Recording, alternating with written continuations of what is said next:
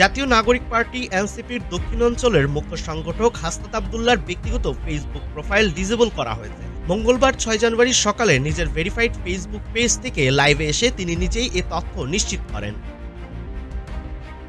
Video বার্তায় হাসনাত আবদুল্লাহ বলেন, আমার হাসনাত আবদুল্লাহ নামের ব্যক্তিগত প্রোফাইলটি বেশ কিছুদিন আগে ডিসেবল করে দেওয়া হয়েছে।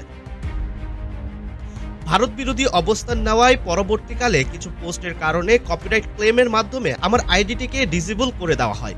আইডিটি বন্ধ থাকায় গত কয়েকদিন ভক্ত ও সমর্থকদের সঙ্গে যোগাযোগ করতে পারেননি বলেও জানান তিনি।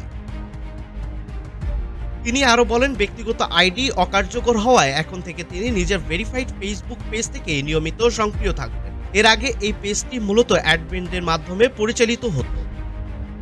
যোগাযোগ সচল রাখতে সমর্থকদের প্রতি বিশেষ আহ্বান জানিয়ে হাসনাত আবদুল্লাহ বলেন, আমার কথা ও সংবাদগুলো সবার কাছে পৌঁছে দেওয়ার জন্য আপনারা এই পেজটি শেয়ার করবেন। সামাজিক যোগাযোগ মাধ্যমে ভারত বিরোধী অবস্থানের কারণে কপিরাইট অভিযোগ এনে তার ব্যক্তিগত প্রোফাইলটি অকার্যকর করা হয়েছে বলে তিনি মনে করছেন।